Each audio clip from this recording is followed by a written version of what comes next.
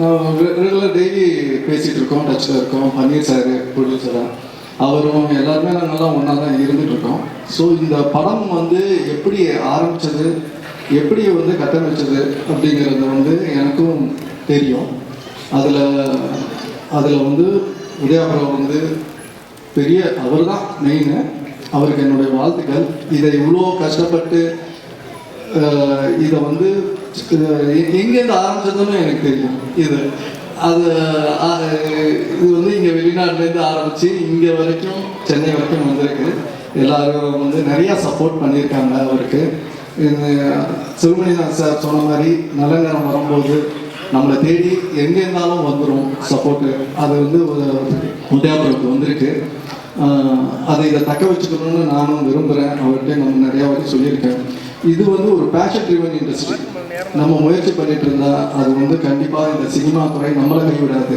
நம்ம அது பின்னாடியே அதை நம்பிக்கையோடு இருக்கிறது தான் உதயபுரோட சக்ஸஸ், 25 வருஷத்தோட சக்ஸஸ்ஸு. அதே மாதிரி வந்து இதை பண்ணும்போது பன்னீர்செல்வம், உங்கள் சார் எல்லாருமே வந்து ஒன்றா சேர்ந்துருக்காங்க. ஒரு தனி டிசிஷன் எடுக்கிறது வந்து ஈஸி. ஒரு படத்துடைய இது வந்து தனியாக ஒரு டிசிஷன் எடுக்கிறது வந்து நம்மளுடைய இதில் போயிடும். ஆனால் ஒரு பார்ட்னர்ஷிப்பில் எடுக்கும்போது, ஒரு 3 பேர் சேர்ந்து எடுக்கும்போது கருத்து வேறுபாடுகள் வந்துடும். அது வராமல் அதை பக்குவமாக பார்த்துக்கிட்டாரு உதயாபுரம்.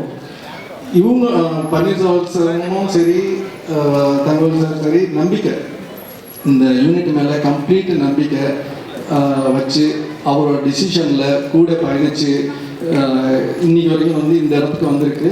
இது வந்து கண்ணமொழி தரப்பில், ஏன்னா பூஜைக்கு நான் போயிருந்தேன், இப்போ பூஜைக்கும் போயிருந்தேன். அதே நேரம் இப்போ வந்து ஆடியோ ஃபங்க்ஷன் வந்திருக்கோம். இது வெற்றி விழாவையும் கண்டிப்பாக நம்புகிறேன். இதில் இன்னும் வந்து டைரக்டர் சார் சொன்னார் அஜ்மல் சார் பற்றி.